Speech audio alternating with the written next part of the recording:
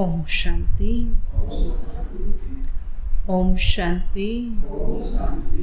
आज है 4 अगस्त 2022 के साकार महावाक्य। आज बाबा बोले, मीठे बच्चे, तुम्हें बाप समान रूप बसंत बनना है। मीठे बच्चे, तुम्हें बाप समान रूप बसंत बनना है। ज्ञान योग को धारण कर, ज्ञान योग को धारण कर, फिर आसामी देखकर दान करना है ना। जो ज्ञान लेने का पात्र हो, इच्छुक हो, ना, जिज्ञासु हो, उसी को ज्ञान देना है ना। बाबा की जबरदस्ती किसी के पीछे नहीं पड़ना। ज्ञान योग को धारण कर, फिर आसामी देखकर दान करना है। प्रश्न है, कौन सी रस्म द्वापर से चली आती है? कौन सी रस्म द्वापर से चली आती है, लेकिन संगम पर बाप उस रस्म को बंद करवा देते हैं। लेकिन संगम पर बाप उस रस्म को बंद करवा देते हैं। उत्तर है, द्वापर से पांव पड़ने की रस्म चली आती है ना। पैर छूते हैं, पैर पड़ते हैं। तो द्वापर से पांव पड़ने की रस्म चली आती है। बाबा कहते, यहाँ तुम्हें किसी को भी पांव पड़ने की दरकार नहीं। यहाँ तुम्हें किसी को भी पांव पड़ने की दरकार नहीं। मैं तो अभोक्ता हूँ। मैं तो अभोक्ता, अकर्ता, असोचता। अभोक्ता, अकर्ता, असोचता हूँ। तुम बच्चे तो बाप से भी बड़े हो। तुम बच्चे तो बाप से भी बड़े हो, क्योंकि बच्चा बाप की पूरी जायदाद का मालिक होता है। क्योंकि बच्चा बाप की पूरी जायदाद का मालिक होता है, तो मालिकों को मैं बाप नमस्कार करता हूँ। मालिकों को मैं बाप नमस्कार करता हूँ। तुम्हें पांव पड़ने की जरूरत नहीं। तुम्हें पांव पड़ने की जरूरत नहीं। हाँ, छोटे बड़ों का रिगार्ड तो रखना ही पड़ता है। हाँ, छोटे बड़ों का रिगार्ड तो रखना ही पड़ता है ना। मगर छोटे बड़ों को सम्मान तो देंगे, नमस्ते तो करेंगे ना। कुछ तो रिगार्ड रखना पड़े। चलो पैर नहीं छूना, लेकिन नमस्ते तो करनी होती है। गीत है जो पिया के साथ है, उनके लिए हरदम ज्ञान बरसाते हैं। ओम शांति। बरसात तो हर वर्ष पड़ती है, तो वह है पानी की बरसात, और यह है ज्ञान की बरसात जो कल्प कल्प होती है। भाई आगे आ जाओ ना, सोफे में 3 लोग बैठ सकते हैं, पीछे जगह नहीं हो रही है ना। माताओं की कुर्सियां आज बहुत फैला फैला के लगा रखी है। बाबा कहते कि वह है पानी की बरसात और यह है ज्ञान की बरसात जो कल्प कल्प होती है। तो यह है पतित दुनिया नरक, इसे विषय सागर भी कहा जाता है। जिस विष अर्थात काम अग्नि से भारत काला हो गया है, तो बाप कहते हैं मैं ज्ञान सागर ज्ञान वर्षा से गोरा बनाता हूँ। इस रावण राज्य में सब काले हो गए हैं, सबको फिर पवित्र बना देता हूँ। तो मूल वतन में कोई पतित आत्मा नहीं रहती, सतयुग में भी कोई पतित नहीं रहते। तो अभी यह है पतित दुनिया। अब इस समय है पतित दुनिया, तो सबके ऊपर ज्ञान वर्षा चाहिए। पतितों को पावन करने के लिए आप ज्ञान की वर्षा चाहिए, और ज्ञान वर्षा से ही फिर सारी दुनिया पवित्र बन जाती है। दुनिया यह नहीं जानती कि हम कोई काले पतित हो गए। सतयुग में कोई पतित होता ही नहीं, सारी दुनिया ही पवित्र है। वहाँ पतित का नाम निशान नहीं रहता। इसलिए विष्णु को क्षीर सागर में दिखाते हैं, उसका अर्थ भी मनुष्य नहीं जानते। तुम समझते हो विष्णु के दो रूप यह लक्ष्मी नारायण ही हैं। कहते हैं वहाँ घी की नदियाँ बहती है, अर्थात हर चीज से भरपूरता है। तो बाबा कहते घी की नदियाँ बहती हैं तो जरूर क्षीर सागर चाहिए। दूध से ही तो मक्खन निकलेगा और मक्खन से घी निकलेगा, तो जरूर क्षीर सागर चाहिए ना। अब मनुष्य तो विष्णु भगवान कह देते हैं, तो तुम विष्णु को भगवान नहीं कह सकते। क्या कहेंगे?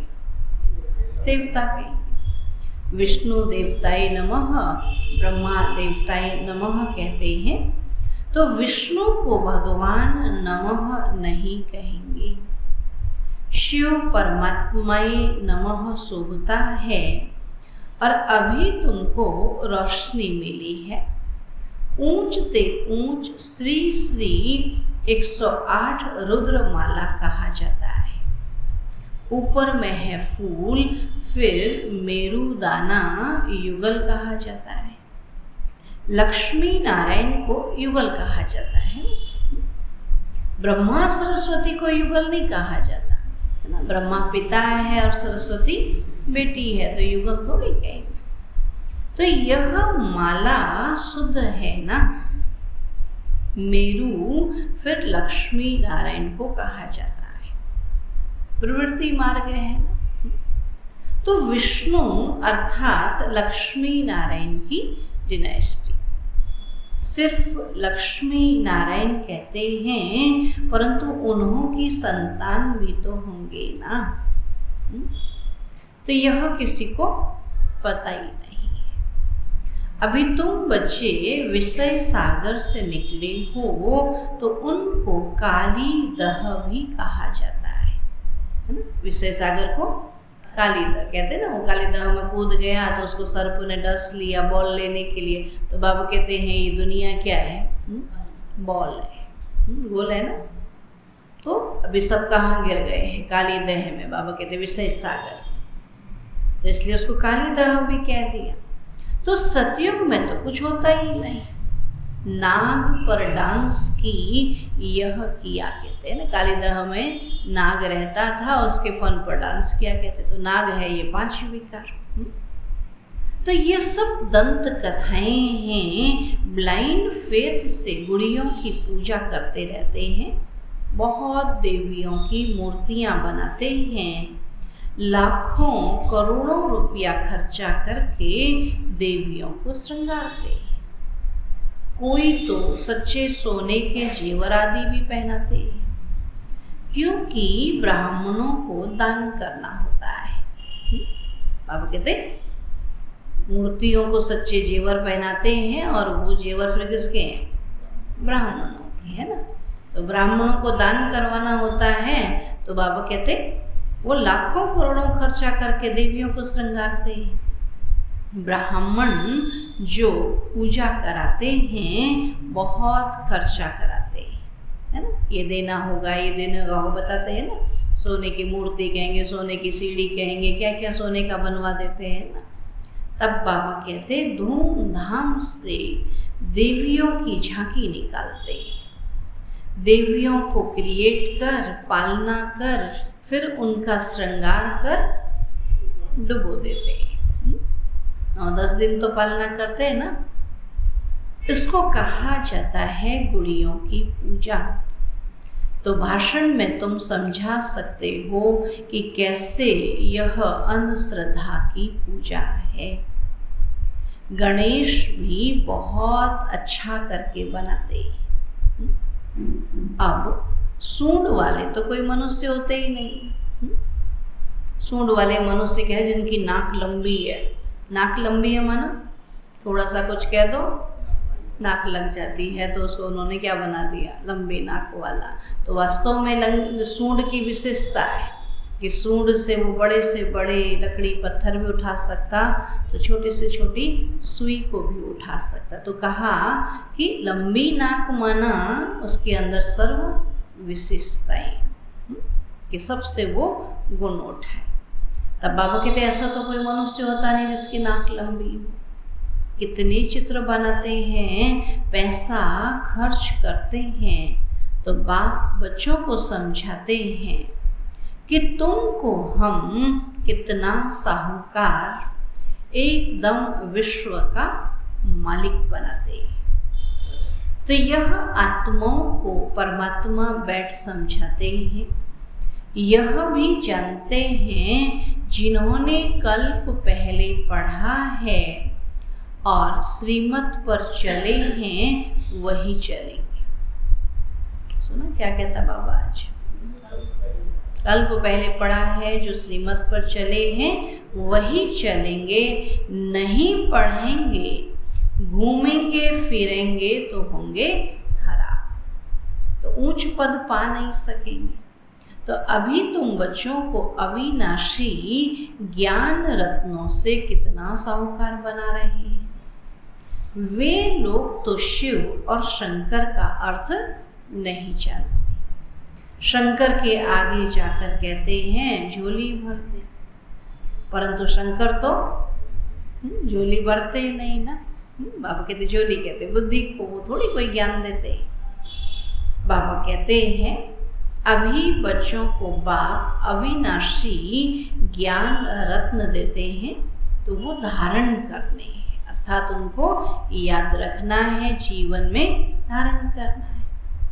एक एक रतन लाखों रुपये का है, तो अच्छी रीति धारण कर और धारणा कराना है, दान करना पड़े। बाबा ने समझाया है कि दान भी आसामी देखकर करो, है ना। जो ज्ञान रत्न सुने हैं, धारण किए, उनको औरों को देना है, लेकिन कैसे को देना है? आसामी देख कर करो। जिनको सुनने की ही दिल नहीं, उनके पिछाड़ी टाइम वेस्ट मत करो। शिव के पुजारी हो या देवताओं के पुजारी हो, ऐसे ऐसे को कोशिश करके दान देना है, तो तुम्हारा टाइम वेस्ट ना जाए। तुम हर एक को रूप बसंत भी बनना है। जैसे बाबा रूप बसंत है ना, उनका रूप ज्योतिर्लिंगम नहीं, स्टार मिसल है। बाबा बहुत सूक्ष्म स्टार मिसल है। परम पिता, परम आत्मा, परम धाम में रहने वाला है ना। परम है, परम पिता है, परम आत्मा है, तो रहेगा भी तो कहाँ? परम धाम। तो परम धाम परे से परे है, सबसे ऊपर है। आत्माओं को तो परमात्मा नहीं कहेंगे, आत्मा को तो आत्मा ही कहेंगे। तो वह परम आत्मा है।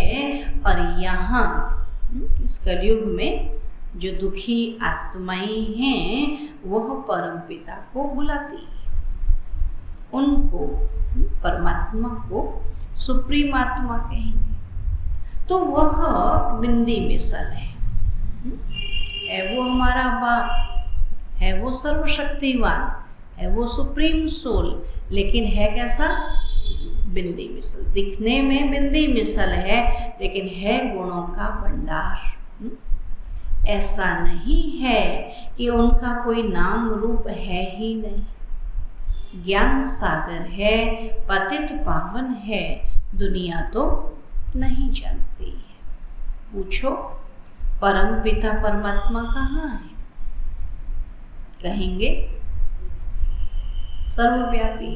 कहते हम में तुम्हें सब में है, सब जगह है। तो कहेंगे सर्वव्यापी। अरे तुम उन्हें पतित पावन कहते हो तो पावन कैसे बनाएंगे? अगर वही सब में है तो फिर पावन कौन किसको बनाए? कुछ भी समझते नहीं हैं तो इसको अंधेर नगरी कहा जाता है। कहते अंधेर नगरी चौपट राजा, टके सेर भाजी टके सेर खाजा, है ना। अभी सब्जी भी टके सेर आए और बन के भी वो टके सेर मिले तो फिर बाबा कहते फिर तो दुनिया हो गई ना खत्म। बाबा कहते इसको अंधेर नगरी कहा जाता है। तो तुमको तो बाबा ने हर बात से छुड़ा दिया है। बाबा अभोक्ता, अकर्ता और असोचता है। अभोक्ता माना बाबा कोई भोगना नहीं भोगता, ना दुखी होता है ना सुखी। उसको पता है ये ड्रामा है, हर एक आत्मा अपना अपना पार्ट बजा रही। फिर बाबा ने कहा अकर्ता, बाबा करेगा तो बाबा फल पाएगा। तो बाबा हम बच्चों से कर्म करवाते हैं, वो अकर्ता है। फिर बाबा कहते हैं मैं असोचता हूँ, मैं किसी बात के लिए सोचता नहीं हूँ, जो कह दिया वही ज्ञान है। लेकिन हम क्या करते रहते हैं? हाँ, हम तो सोचता है ना, सोच सोच के परेशान होते रहते हैं, डिप्रेशन ले आते हैं ना। लेकिन बाबा तो असोचता है, कभी भी पांव पर गिरने नहीं देते। बाबा के पांव हैं। बाबा कहते लेकिन शिव बाबा ब्रह्मा तन में आए हैं तो भी ब्रह्मा के पांव किसी को छूने नहीं देते हैं ना।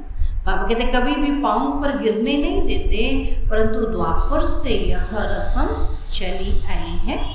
छोटे बड़े का रिगार्ड रखते। क्या समझते कि छोटे जो हैं बड़ों का पांव छुए, ये उनका सम्मान रखना है।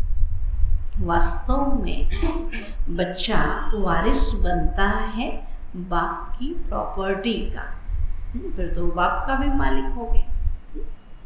तो बाप कहते हैं यह मालिक हैं हमारी जायदाद के, है ना। वैसे भले कहेंगे माँ बाप हम बच्चे को कुछ नहीं देंगे, लेकिन मिलेगा तो किसको? बच्चे को। मालिक तो वही है ना। तो बाबा कहते हैं यह मालिक हैं हमारी जायदाद के, तो मालिक को नमस्ते करते हैं। बच्चा क्या हो गया? मालिक हो गया। तो मालिक को बाबा कहते हैं हम बच्चे भी क्या हो गए? मालिक हो गए। तो बाबा नमस्ते करते हैं। भल मालिक बाप है, परंतु सच्चा मालिक तो बच्चा बन गया प्रॉपर्टी का।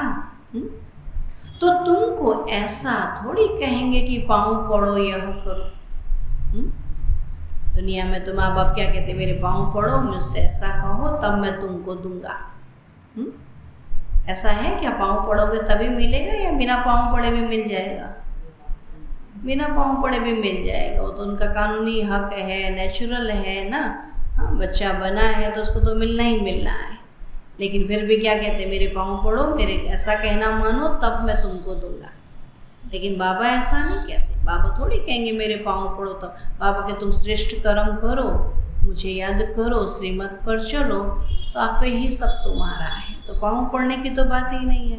दुनिया वाले कहते हैं अगर भगवान के पाँव नहीं पड़ेंगे तो वो हमको कैसे देगा? तो पाँव पड़ने से कोई देता है?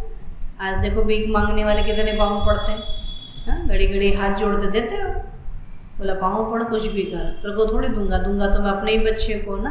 हाँ, तब पापा कहते हैं तुमको ऐसे थोड़ी कहेंगे पाँव पड़ो, ऐसे करो, नहीं। बच्चे मिलने आते हैं तो भी बाबा कहते हैं कि शिव बाबा को याद करके मिलने आना। आत्मा कहती है हम शिव बाबा की गोद लेता हूँ। हम दुनिया में किसी से भी मिलते हैं तो क्या उसके मिलने से पैर छूने से वो हमको कुछ देता है? देता है? मिलेगा तो किससे? अपने पुरुषार्थ से। तो किसी के पैर छूने से क्या फायदा? कई लोग बोलते मंदिर में जाएंगे हाथ नहीं जोड़ेंगे तो लोग क्या कहेंगे। तो फिर किसको जोड़ रहे हैं हाथ? भगवान को कि लोगों को? लोगों को हाथ जोड़ रहे हैं, लोगों को दिखाने के लिए हाथ जोड़ रहे हैं। भगवान को तो हाथ जोड़ने की जरूरत ही नहीं है ना। तब बाबा कहते हैं कि शिव बाबा को याद करके मिलने आना। आत्मा कहती है हम शिव बाबा की गोद लेता हूँ तो मनुष्य इन बातों में मूंझते हैं। शिव बाबा इस ब्रह्मा द्वारा बच्चों को एडॉप्ट करते हैं, है ना। जब कोई भी किसी को गोद लेते हैं तो क्या कहते हैं? अब तो गोद ले लिया, सब कुछ हमको मिलेगा। मिलेगा कि नहीं मिलेगा? और हमने किसकी गोद ली? बाबा की गोद ली है तो क्या हमको नहीं मिलेगा? मिलेगा। तो मनुष्य इन बातों में मूंझते हैं। शिव बाबा ब्रह्मा द्वारा बच्चों को एडॉप्ट करते हैं तो यह माँ हो गई ना। तुम समझते हो हम माँ बाप से मिलने आए हैं तो याद शिव बाबा को करना है तो यह फर्स्ट माँ हो गई। और वर्षा तुमको शिव बाबा से मिलता है तो यह भी उनकी याद में रहता है ना। ब्रह्मा बाबा भी शिव बाबा को याद करते हैं। बाप जो समझाते हैं उसको धारण करना है, रूप बसंत बनना है। योग में रहेंगे, ज्ञान धारण करेंगे और करेंगे तो मेरे समान रूप बसंत बन जाएंगे। सुना? जैसे बाबा ज्ञान का भंडार है ना, गुणों का सागर है ना, तो ऐसे बाबा कहते कि मेरे समान बन जाएंगे अगर ज्ञान और योग में रहेंगे तो। फिर मेरे साथ चल पड़ेंगे। अभी जिसके जैसे होंगे उसी के साथ तो जाएंगे। अभी तुम्हारी बुद्धि में ज्ञान है और फिर जब स्वर्ग में आएंगे तो ज्ञान पूरा हो जाएगा। ज्ञान कंप्लीट तो माना स्वर्ग में चला जाएगा। तो फिर प्रारब्ध शुरू हो जाएगी, फिर नॉलेज का पार्ट पूरा हो जाएगा। तो यह है बड़ी गुप्त बात है। इसलिए कई बार हंसी में कहते हैं ना, कोई ज्ञान नहीं सुनता, योग नहीं लगाता, तो हम क्या कहते हैं? ये तो देवता बन गया। जो देवता बन जाएगा वो न ज्ञान सुनेगा न योग लगाएगा, वहाँ जरूरत ही नहीं। लेकिन अभी तो जरूरत है ना, अभी तो हम ज्ञान सुने, योग लगाएं ना। तो यह है बड़ी गुप्त बातें, कोई मुश्किल समझते हैं। बुढ़ियों को भी बाप समझाते हैं कि एक को ही याद करो। ये तो बुढ़ियाँ क्या कहेंगे? नाती पोते बेटा बहू क्या क्या याद करते रहते। बाबा कहते किसी से बुद्धि योग नहीं लगाओ, बस मेरा तो एक शिव बाप, बस एक को ही याद करो, दूसरा न कोई। तो बाप के पास जाकर फिर कृष्णपुरी में चली जाएंगी। यह है कंसपुरी। ऐसे नहीं कि कंसपुरी में कृष्णपुरी में कंस भी था। बाबा कहते कंसपुरी में तो कंस है, कृष्णपुरी में कृष्ण है। तो इसको कंसपुरी कहेंगे और सत्युग को कृष्णपुरी कहेंगे। तो कृष्णपुरी में कंस भी था, ऐसे नहीं। यह सब दंत कथाएं। कृष्ण की माँ को 8 बच्चे दिखाते हैं। अब ये तो गिलानी हो गई। इतने बच्चे किसी को होते तो हंसते हैं ना, इतने सारे बच्चे कहते हैं ना, तो उसको तो भिखारी कहा जाएगा ना। तो बाबा के सतयुग में इतने बच्चे तो नहीं होते। कृष्ण को टोकरी में डाल जमुना पार ले गए हैं, फिर जमुना नीचे चली गई है। अब वहाँ तो यह बातें होती नहीं। वहाँ थोड़ी समुद्र ये नदियाँ ऐसे उछाल खाएंगी, है ना, वहाँ थोड़ी बाढ़ आएगी। वहाँ तो यह बातें होती नहीं। अभी तुम बच्चों को रोशनी मिली है तो बाबा कहते हैं आगे जो कुछ सुना है वो सब भूल जाओ, है ना। बाबा कहने का मतलब है कि जब श्री कृष्ण आएगा तो इस दुनिया में जो भी विकार हैं, जो भी प्रकृति के तांडव हैं, वो सब क्या हो जाएंगे, शांत हो जाएंगे। लेकिन तब तक सब क्या होंगे, उछल खाएंगे। तो दुनिया में बाबा कहते जो भी भक्ति मार्ग में सुना वो सब कुछ भूल जाओ।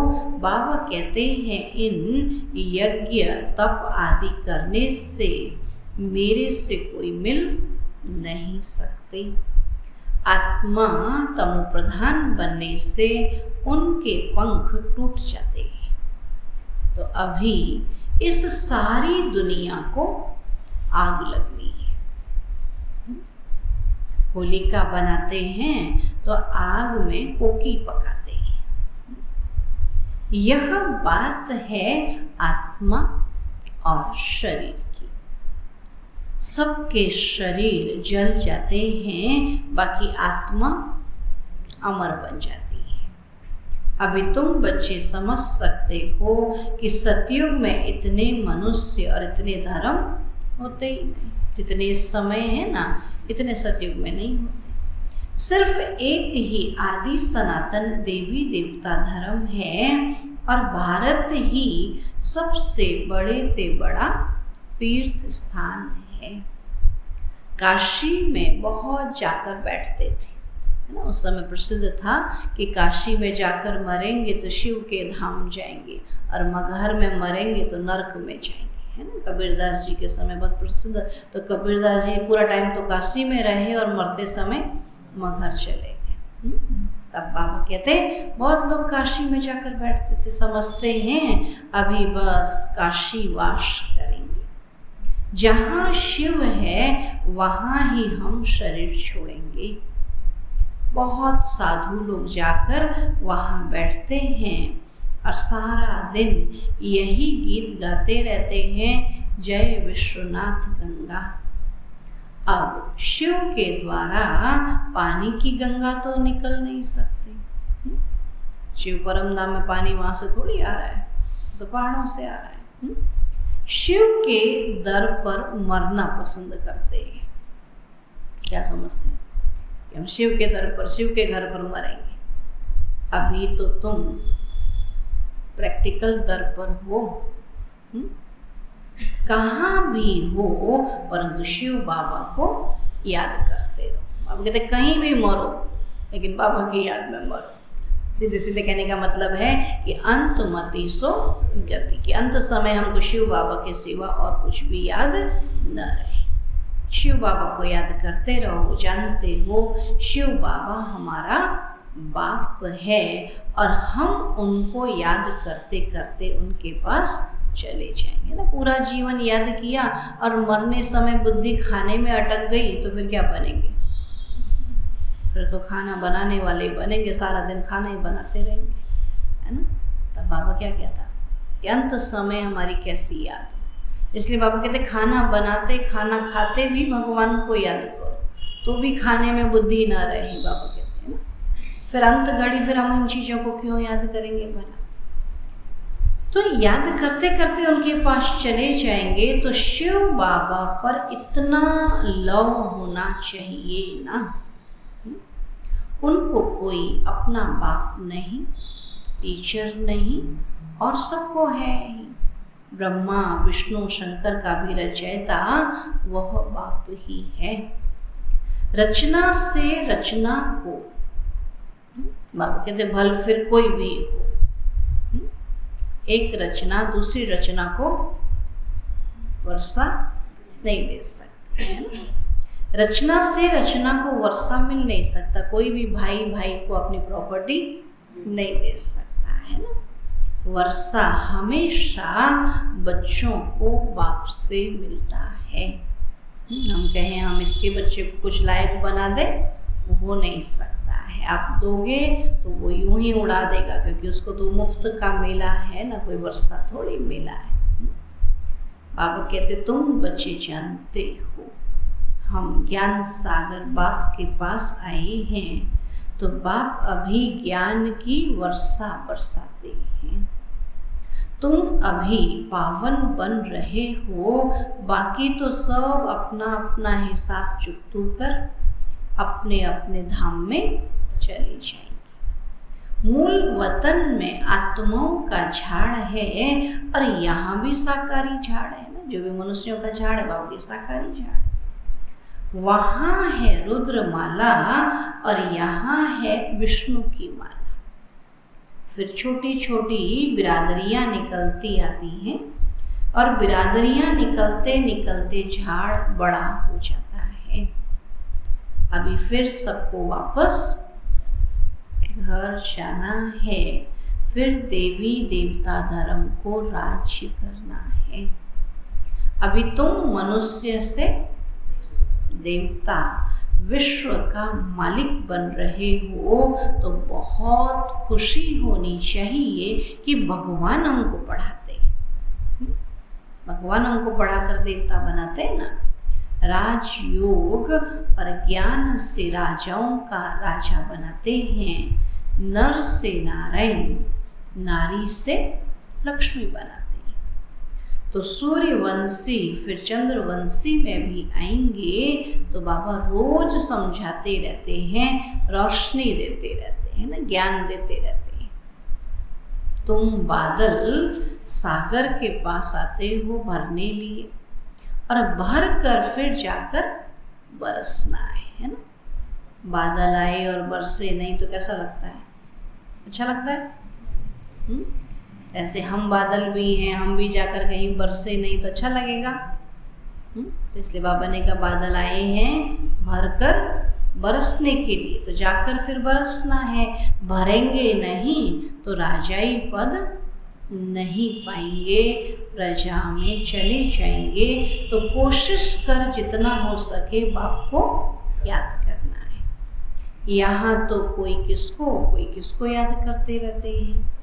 अथाह नाम है, जिनको याद करते हैं ना उनके नाम भी क्या है? अथाह 33 करोड़ देवता कह देते हैं। फिर उसमें भी गुरु हैं, उसमें भी कितने सारे मंत्र देते हैं। तो बाबा कहते अथाह नाम है। तो बाप आकर कहते हैं वंदे मातरम, दिखाते भी हैं कि द्रौपदी के चरण दबाए, है ना। बाबा के पास बुढ़िया आती हैं तो बाबा उनको कहते हैं बच्ची थक गई हो, अब बाकी थोड़े रोज है, तुम घर बैठे शिव बाबा को और वर्षे को याद करो, है ना। बुढ़िया रोज नहीं चल सकती ना, तो कभी कभी आते तो बाबा के थक जाते हो, इसलिए घर बैठकर याद करो। चलो 1-2 दिन आए, बाकी दिन घर बैठकर याद करो। जितना याद करेंगे उतना भी कर्माजीत बनेंगे। आप समान औरों को नहीं बनाएंगे तो प्रजा कैसे बनेगी? बहुत मेहनत करनी है, धारण कर फिर औरों को भी आप समान बनाना है। अच्छा, मीठे मीठे सिक्की लगे बच्चों प्रति माता पिता बाप दादा का याद प्यार और गुड मॉर्निंग।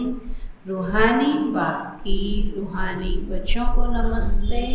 हम रूहानी बच्चों की रूहानी बाप दादा को नमस्ते नमस्ते नमस्ते। धारणा के लिए मुख्य सार है, हर बात में अपना समय सफल करना है। हर बात में अपना समय सफल करना है। दान भी पात्र देखकर करना है। दान भी पात्र देखकर करना है। जो सुनना नहीं चाहते हैं उनके पीछे टाइम वेस्ट नहीं करना है। जो सुनना नहीं चाहते हैं उनके पीछे टाइम वेस्ट नहीं करना है। बाप के और देवताओं के भक्तों को ज्ञान देना है। बाप के और देवताओं के भक्तों को ज्ञान देना है। दूसरा पॉइंट है अविनाशी ज्ञान रत्नों को धारण कर। अविनाशी ज्ञान रत्नों को धारण कर साहूकार बनना है। अविनाशी ज्ञान रत्नों को धारण कर साहूकार बनना है। पढ़ाई जरूर पढ़नी है। पढ़ाई जरूर पढ़नी है। एक एक रतन लाखों रुपयों की है। एक एक रतन लाखों रुपयों का है, इसलिए इसे धारण करना और कराना है। इसलिए इसे धारण करना और कराना है। वरदान है हर कर्म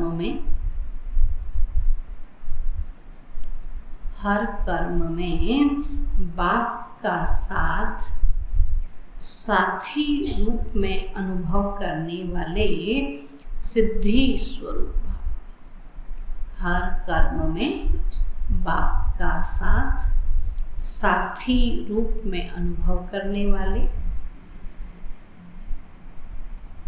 सिद्धि स्वरूप भव।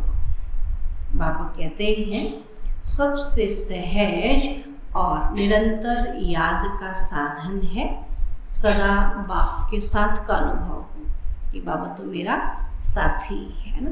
और जब साथ में कोई होता है तो हर घड़ी क्या करते हैं, उससे बातें करते रहते हैं, उसके साथ मिलके चलते हैं ना। तो सदा बाप के साथ का अनुभव हो, साथ की अनुभूति याद करने की मेहनत से छुड़ा देती है ना। जब कोई दूर होता है तो उसको याद करते हैं, और जब वो है ही साथ में तो फिर तो कोई मेहनत ही नहीं है ना। तो याद की मेहनत से छुड़ा देती है। जब साथ है तो याद रहेगी ही, लेकिन ऐसा साथ नहीं कि सिर्फ साथ में बैठा है लेकिन साथी अर्थात मददगार है।